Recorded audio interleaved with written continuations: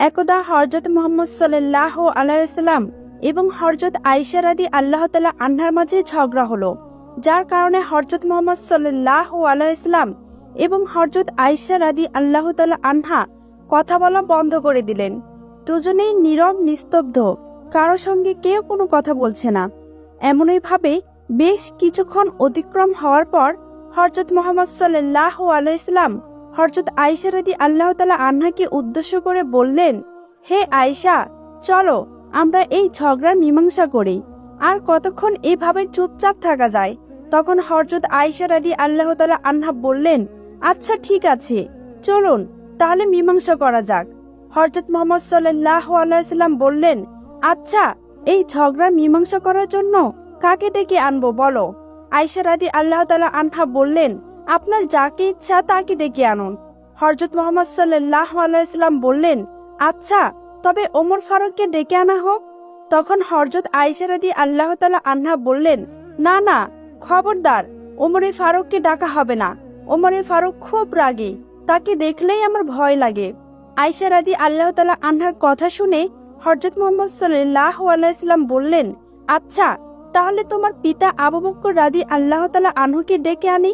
হযরত আয়েশা রাদিয়াল্লাহু তাআলা আনহা এই কথা শুনে অত্যন্ত আনন্দিত চিত্তে বলে উঠলেন, আচ্ছা ঠিক আছে, তবে তাই হোক। আপনি আমার আব্বাজান আবু বকর রাদিয়াল্লাহু তাআলা আনহুকেই ডেকে আনুন। হযরত আয়েশা রাদিয়াল্লাহু তাআলা আনহা তার পিতা আবু বকর রাদিয়াল্লাহু তাআলা আনহুকে ডেকে আনার কথা শুনে অত্যন্ত খুশি হলেন, কারণ তিনি ভেবেছিলেন তার পিতা আবু বকর রাদিয়াল্লাহু তাআলা আনহু তার পক্ষেই কথা বলবেন। অতঃপর হযরত আবু বকর রাদিয়াল্লাহু তাআলা আনহুকে ডেকে আনা হলো। হযরত আবু বকর রাদিয়াল্লাহু তাআলা আনহু ভিতরে প্রবেশ করলেন। হযরত মুহাম্মদ সাল্লাল্লাহু আলাইহি ওয়াসাল্লাম, হযরত আবু বকর রাদিয়াল্লাহু তাআলা আনহু এবং হযরত আয়েশা রাদিয়াল্লাহু তাআলা আনহা তিনজনে একত্রিত হলেন। অতঃপর হযরত মুহাম্মদ সাল্লাল্লাহু আলাইহি ওয়াসাল্লাম হযরত আয়েশা রাদিয়াল্লাহু তাআলা আনহাকে উদ্দেশ্য করে বললেন, হে আয়েশা, ঘটনা কি আমি বলবো নাকি তুমি বলবে? হযরত আয়েশা রাদিয়াল্লাহু তাআলা আনহা বললেন, আপনি বলুন, তবে যা ঘটেছে তাই বলবেন, মিথ্যা কথা বলবেন না। মেয়ের মুখে এই কথা শুনে হযরত আবু বকর রাদিয়াল্লাহু তাআলা আনহু অত্যন্ত ক্ষিপ্ত হলেন এবং বললেন, তোমার এত বড় সাহস, তুমি নবীজিকে মিথ্যাবাদী বলো? হযরত মুহাম্মদ সাল্লাল্লাহু আলাইহি ওয়াসাল্লাম কখনোই মিথ্যা কথা বলতে পারে না, তোমার এত বড় সাহস হলো কিভাবে?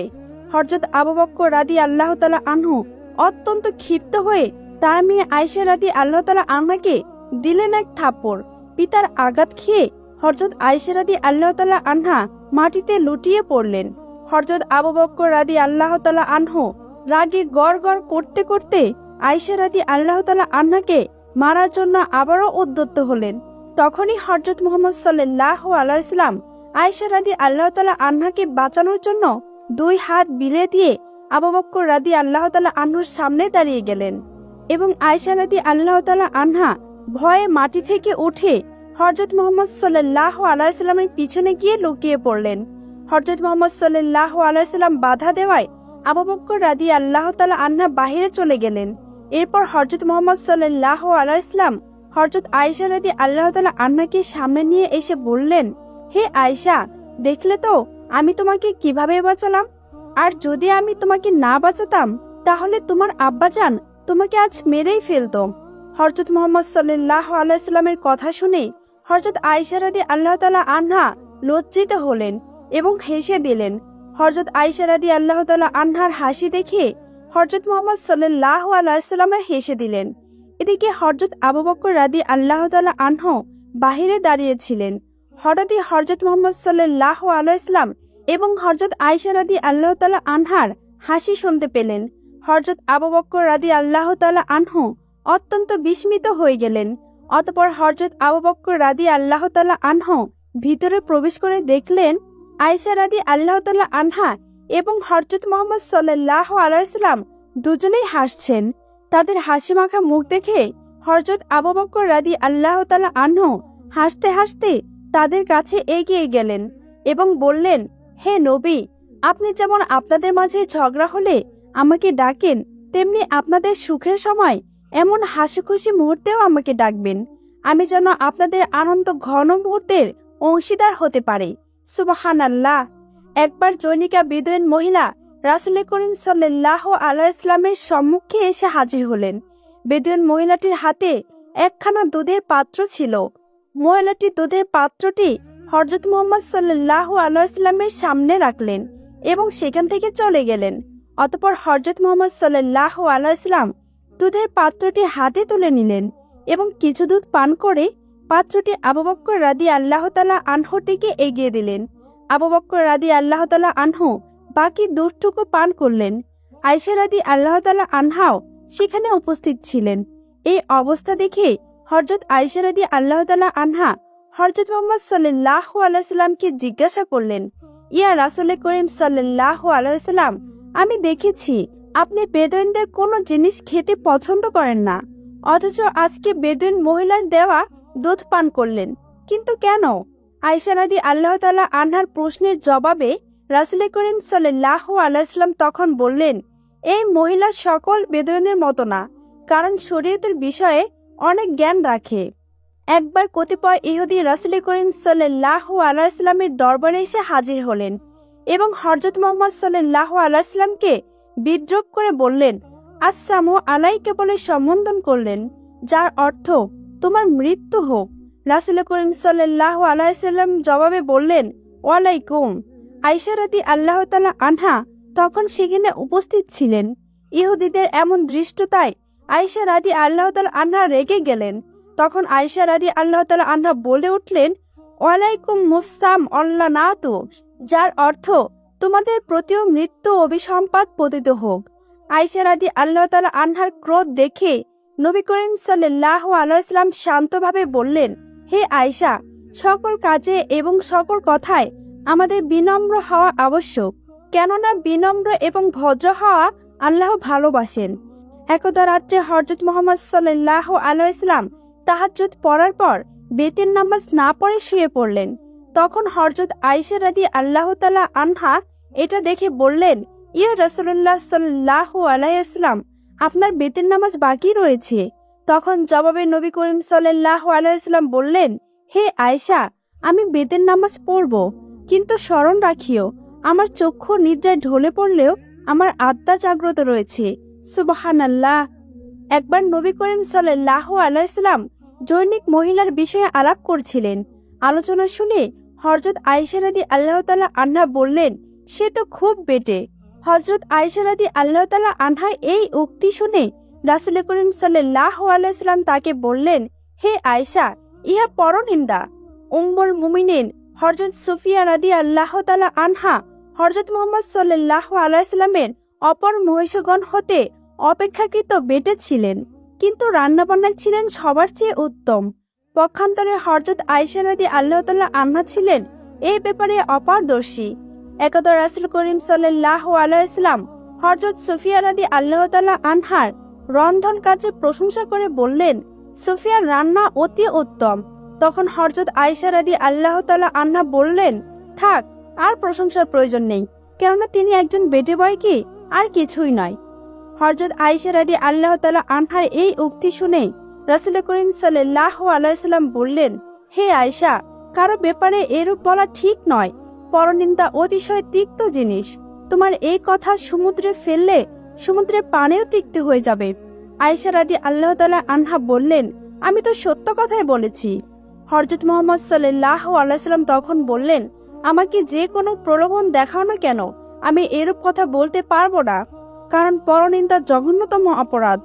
একদা হযরত আয়েশা রাদিয়াল্লাহু তাআলা আনহা এবং হযরত মুহাম্মদ সাল্লাল্লাহু আলাইহি ওয়াসাল্লাম ঘুমিয়ে আছেন।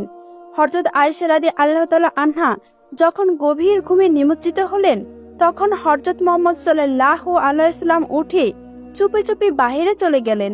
শেষ রাতে আয়েশা রাদিয়াল্লাহু তাআলা আনহা নিদ্রাভঙ্গ হলে হযরত আয়েশা রাদিয়াল্লাহু তাআলা আনহা দেখলেন রাসূল করিম সাল্লাল্লাহু আলাইহি ওয়াসাল্লাম শয্যায় নেই। হযরত আয়েশা রাদিয়াল্লাহু তাআলা আনহা হযরত মুহাম্মদ সাল্লাল্লাহু আলাইহি ওয়াসাল্লামকে তালাশ করতে লাগলেন, কিন্তু ঘরের কোথাও খুঁজে পাওয়া গেল না। অবশেষে হযরত আয়েশা রাদিয়াল্লাহু তাআলা আনহা গৃহ থেকে বের হয়ে পড়লেন। কিছু দূর গিয়ে হযরত আয়েশা রাদিয়াল্লাহু তাআলা আনহা দেখলেন হযরত মুহাম্মদ সাল্লাল্লাহু আলাইহি ওয়াসাল্লাম কবরস্থানে বসে কাঁদতে কাঁদতে মৃতদের জন্য দোয়া করছেন। কিছুক্ষণ পর হযরত মুহাম্মদ সাল্লাল্লাহু আলাইহি ওয়াসাল্লাম যখন গৃহে ফিরে উদ্যোগ করলেন, হযরত আয়েশা রাদিয়াল্লাহু তাআলা আনহা তা বুঝতে পেরে একরূপ ছুটে গিয়ে রাসূল করিম সাল্লাল্লাহু আলাইহি ওয়াসাল্লামের পূর্বের গৃহে পৌঁছালেন। রাসূল করিম সাল্লাল্লাহু আলাইহি ওয়াসাল্লাম গৃহে ফিরে এসে হযরত আয়েশা রাদিয়াল্লাহু তাআলা আনহার মনোভাব বুঝতে পেরে তাকে বললেন, হে আয়েশা, এরূপ সন্দেহ প্রবণতা কোনো ক্রমে ভালো না, যেহেতু এটা মানুষের আদর্শ চরিত্র গঠনের পরিপন্থী। হযরত মুহাম্মদ সাল্লাল্লাহু আলাইহি ওয়াসাল্লামের কথা শ্রবণ করে হযরত আয়েশা রাদিয়াল্লাহু তাআলা আনহা নির্দ্বিধায় বললেন, ইয়া রাসূলুল্লাহ সাল্লাল্লাহু আলাইহি ওয়াসাল্লাম, নিশ্চয়ই আমি ভেবেছিলাম আপনি শয্যা থেকে উঠে অন্য কোনো স্ত্রীর গৃহে গমন করেছেন, তাই আমি এমনটি করেছিলাম। আমার অপরাধ মার্জনা করুন। হযরত মুহাম্মদ সাল্লাল্লাহু আলাইহি ওয়াসাল্লাম বললেন, হে আয়েশা, তুমি নিশ্চিন্তে থাকো, আল্লাহর রাসূল তোমাকে কখনো ঠগাবে না। এরূপ দুজনে হেসে উঠলেন। সুবহানাল্লাহ। হিজরি 11 সনের সফর মাসের শেষ ভাগে একদিন হযরত মুহাম্মদ সাল্লাল্লাহু আলাইহি ওয়াসাল্লাম হযরত আয়েশা রাদিয়াল্লাহু তাআলা আনহার ঘরে প্রবেশ করে দেখলেন হযরত আয়েশা রাদিয়াল্লাহু তাআলা আনহা রোগশয্যায় ভীষণ মাথার যন্ত্রণায় ছটফট করছেন। হযরত মুহাম্মদ সাল্লাল্লাহু আলাইহি ওয়াসাল্লাম আয়েশা রাদিয়াল্লাহু তাআলা আনহার নিকটে গেলেন এবং আয়েশা রাদিয়াল্লাহু তাআলা আনহার সাথে বেশ কিছুক্ষণ কথোপকথন চলল। এক সময় দুজনের মধ্যে কথায় কথায় একটি কথার জবাবে হযরত মুহাম্মদ সাল্লাল্লাহু আলাইহি ওয়াসাল্লাম বললেন, হে আয়েশা, তোমার ইন্তেকাল আমার সম্মুখীন হলে আমি নিজ হাতে তোমাকে দাফন কাফন করতাম। হযরত আয়েশা রাদিয়াল্লাহু তাআলা আনহা অত্যন্ত সরল প্রাণে কথার জবাব দিলেন। হযরত আয়েশা রাদিয়াল্লাহু তাআলা আনহা বললেন, ও বুঝেছি, আপনার উদ্দেশ্য হলো আমার মৃত্যুর পর আপনি অন্য মহিলা বিয়ে করে আমার এই ঘরে আনবেন। হযরত আয়েশা রাদিয়াল্লাহু তাআলা আনহার কথা শুনে হযরত মুহাম্মদ সাল্লাল্লাহু আলাইহি ওয়াসাল্লাম মৃদু হেসে আবার বললেন, হে আয়েশা, তোমার অনুমান ঠিক না। অতঃপর হযরত মুহাম্মদ সাল্লাল্লাহু আলাইহি ওয়াসাল্লাম প্রিয়তমা আয়েশা রাদিয়াল্লাহু তাআলা আনহার মাথার যন্ত্রণা লাঘব করার জন্য নিজের মাথায় হাত রেখে বললেন, হায় মাথা, আল্লাহ পাকের মর্জি অনুধাবন করা সহজ সাধ্য নয়। সঙ্গে সঙ্গে রাসূল করিম সাল্লাল্লাহু আলাইহি ওয়াসাল্লামের দারুণ মাথা ব্যথা শুরু হলো। ক্রমে ক্রমে তার এই ব্যথা এত বৃদ্ধি পেল যে তাকে হযরত মায়মুনা রাদিয়াল্লাহু তাআলা আনহার গৃহে শয্যা গ্রহণ করতে হলো। এ সময় রাসূল করিম সাল্লাল্লাহু আলাইহি ওয়াসাল্লাম অত্যন্ত অসুস্থ থাকা সত্ত্বেও স্ত্রীদের প্রত্যেকের হক সমানভাবে আদায় করতেন। সময়ক্রমে প্রত্যেকের গৃহে অবস্থান করতেন। অশোকের ভিতরে একদিন রাসূল করিম সাল্লাল্লাহু আলাইহি ওয়াসাল্লাম স্ত্রীদের নিকট জিজ্ঞাসা করলেন, আগামী দিন আমি কার ঘরে অবস্থান করব? হযরত মুহাম্মদ সাল্লাল্লাহু আলাইহি ওয়াসাল্লাম এই পীড়িত অবস্থায় হযরত আয়েশা রাদিয়াল্লাহু তাআলা আনহার গৃহে থাকলে তিনি বেশি শান্তি লাভ করবেন। তাই সকলে মিলে হযরত মুহাম্মদ সাল্লাল্লাহু আলাইহি ওয়াসাল্লামকে হযরত আয়েশা রাদিয়াল্লাহু তাআলা আনহার গৃহে বাসস্থানের জন্য অনুরোধ করলেন। হযরত মুহাম্মদ সাল্লাল্লাহু আলাইহি ওয়াসাল্লাম হযরত আয়েশার গৃহে গমন করলেন এবং জীবনের শেষ মুহূর্ত পর্যন্ত সেখানেই অবস্থান করেছিলেন। রাসূল করিম সাল্লাল্লাহু আলাইহি ওয়াসাল্লাম ক্রমে বেশ অসুস্থ হয়ে পড়লেন, এমনকি তিনি মসজিদে নামাজের ইমামতি করতেও অক্ষম হয়ে পড়ল। পত্নীগণ সকলে মিলে মনে প্রাণে তার পরিচর্যায় নিযুক্ত হলেন। হযরত আয়েশা রাদিয়াল্লাহু তাআলা আনহা হযরত মুহাম্মদ সাল্লাল্লাহু আলাইহি ওয়াসাল্লামের শিখানো দোয়া পড়ে তার মাথায় ফুঁক দিতে লাগলেন। একদিন ফজরের ওয়াক্তে জামাতের জন্য সমাবেশ মুসল্লিগণ হযরত মুহাম্মদ সাল্লাল্লাহু আলাইহি ওয়াসাল্লামের আগমনের অপেক্ষায় ছিলেন। হযরত মুহাম্মদ সাল্লাল্লাহু আলাইহি ওয়াসাল্লাম যাবার জন্য কয়েকবার চেষ্টা করলেন, কিন্তু তিনি সক্ষম হলেন না। নিরুপায় হয়ে তিনি বলে দিলেন আবু বকর নামাজ পড়াবে, কিন্তু হযরত আয়েশা রাদিয়াল্লাহু তাআলা আনহা রাসূল করিম সাল্লাল্লাহু আলাইহি ওয়াসাল্লামের জায়গায় অন্যকে দিয়ে পূর্ণ করা এটি অশুভ লক্ষণ মনে করে বললেন, পিতা আবু বকর অত্যন্ত কোমল প্রাণের লোক, অতএব তিনি ইমামতি কিছুতেই করতে পারবেন না, তিনি কেঁদে ফেলবেন। হযরত মুহাম্মদ সাল্লাল্লাহু আলাইহি ওয়াসাল্লাম আয়েশার কথায় ভ্রুক্ষেপ না করে পুনরায় বললেন, না, আবু বকরই নামাজ পড়াবেন। হযরত মুহাম্মদ সাল্লাল্লাহু আলাইহি ওয়াসাল্লামের এই নির্দেশ শুনে আর কেহ কোনরূপ প্রতিবাদ করতে সাহস হলো না। হযরত আবু বকর রাদিয়াল্লাহু তাআলা আনহু নামাজের ইমামতি করলেন। হযরত মুহাম্মদ সাল্লাল্লাহু আলাইহি ওয়াসাল্লাম কোনো এক সময় হযরত আয়েশা রাদিয়াল্লাহু তাআলা আনহার নিকটে কয়েকটি স্বর্ণমুদ্রা গচ্ছিত রেখেছিলেন। হঠাৎ তার স্মরণ হওয়ায় হযরত মুহাম্মদ সাল্লাল্লাহু আলাইহি ওয়াসাল্লাম বলে উঠলেন, হাই হাই, আল্লাহর নবী সঞ্চিত রেখে তার মাবুদের নিকটে চলেছে। তিনি তখনই হযরত আয়েশা রাদিয়াল্লাহু তাআলা আনহাকে দিয়ে তার সম্মুখে গরিব দুঃখীকে দান করতে নির্দেশ করলেন। হযরত আয়েশা রাদিয়াল্লাহু তাআলা আনহা সঙ্গে সঙ্গে সে নির্দেশ পালন করলেন। হযরত মুহাম্মদ সাল্লাল্লাহু আলাইহি ওয়াসাল্লামের সম্মুখে গরিব দুঃখীকে হযরত মুহাম্মদ সাল্লাল্লাহু আলাইহি ওয়াসাল্লামের গচ্ছিত স্বর্ণমুদ্রাগুলো দান করে দিলেন। হযরত মুহাম্মদ সাল্লাল্লাহু আলাইহি ওয়াসাল্লামের অবস্থা ক্রমেই অবনতির দিকে চলছিল। হযরত মুহাম্মদ সাল্লাল্লাহু আলাইহি ওয়াসাল্লাম হযরত আয়েশা রাদিয়াল্লাহু তাআলা আনহার বক্ষে মস্তক রেখে অর্ধশায়িত অবস্থায় উপবিষ্ট ছিলেন। এই সময় হযরত আয়েশা রাদিয়াল্লাহু তাআলা আনহার ভাই আব্দুর রহমান একখানা মেসক হাতে নিয়ে ভিতরে প্রবেশ করলেন।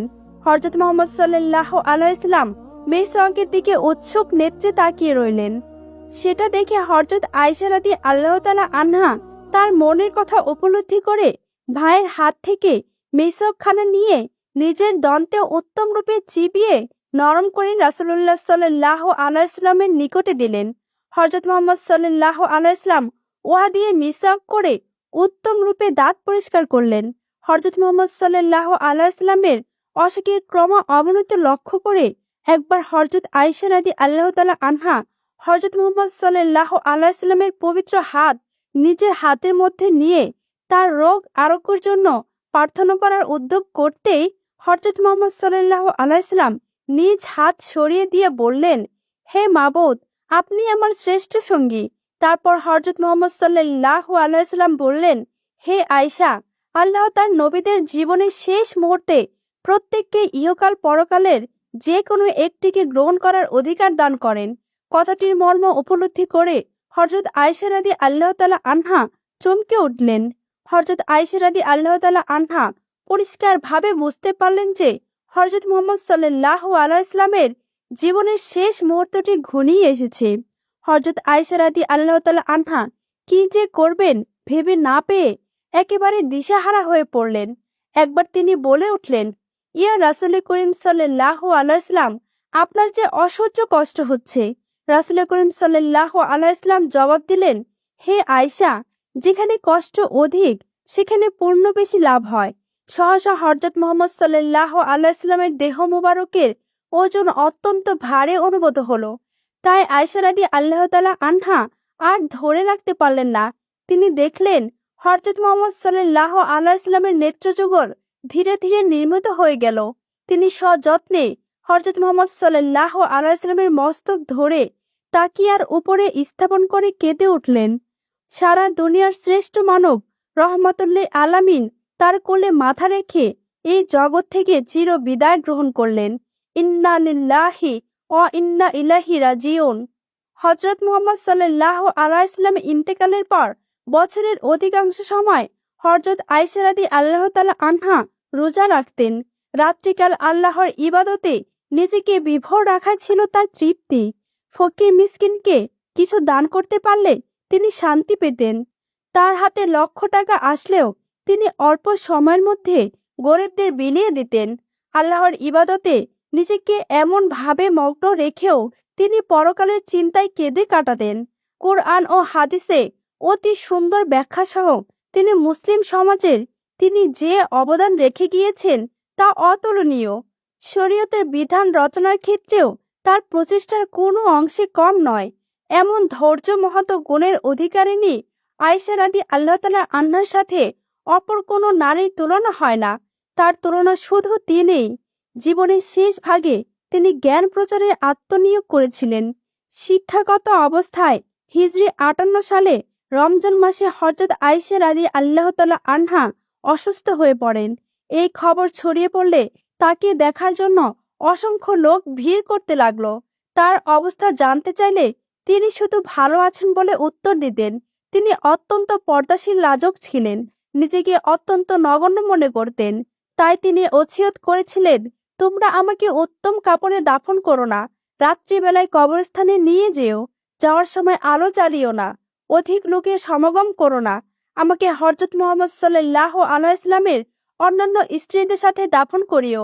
17 রমজান মঙ্গলবার রাতে তারাবির নামাজ পড়ে হযরত আয়েশা রাদিয়াল্লাহু তাআলা আনহা শুয়ে পড়লেন। এই শায়িত অবস্থায় তিনি পড়তে লাগলেন, লা ইলাহা ইল্লাল্লাহ মুহাম্মাদুর রাসূলুল্লাহ সাল্লাল্লাহু আলাইহি ওয়াসাল্লাম। এভাবে হযরত আয়েশা রাদিয়াল্লাহু তাআলা আনহা ইহকাল ত্যাগ করে পরকালে চলে গেলেন। ইন্না লিল্লাহি ওয়া ইন্না ইলাইহি রাজিউন। মৃত্যুকালে হযরত আয়েশা রাদিয়াল্লাহু তাআলা আনহার বয়স হয়েছিল 66 বছর। মৃত্যু সংবাদ ছড়িয়ে পড়ার সঙ্গে সঙ্গে চারদিক হতে লোক এসে জমাত হতে লাগলো।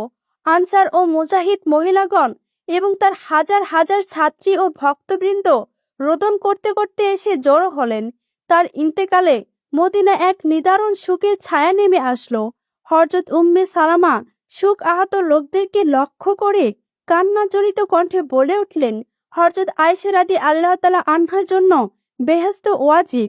কেননা হযরত আয়েশা রাদিয়াল্লাহু তাআলা আনহা ছিলেন বিশ্বজাহানের সম্রাট হযরত মুহাম্মদ সাল্লাল্লাহু আলাইহি ওয়াসাল্লামের স্ত্রীদের মধ্যে অধিক ও গুণবতী এবং হযরত মুহাম্মদ সাল্লাল্লাহু আলাইহি ওয়াসাল্লাম এর প্রিয়তমা স্ত্রী। প্রিয় দর্শক, এই ছিল আম্মাজান হযরত আয়েশা রাদিয়াল্লাহু তাআলা আনহার জীবনের শেষ পর্ব। এই পর্বটি যদি আপনাদের কাছে ভালো লেগে থাকে তাহলে অবশ্যই চ্যানেলটি সাবস্ক্রাইব করে কোন নবীর জীবনী দেখতে চান তা কমেন্ট করে জানিয়ে দিন। আল্লাহ হাফেজ।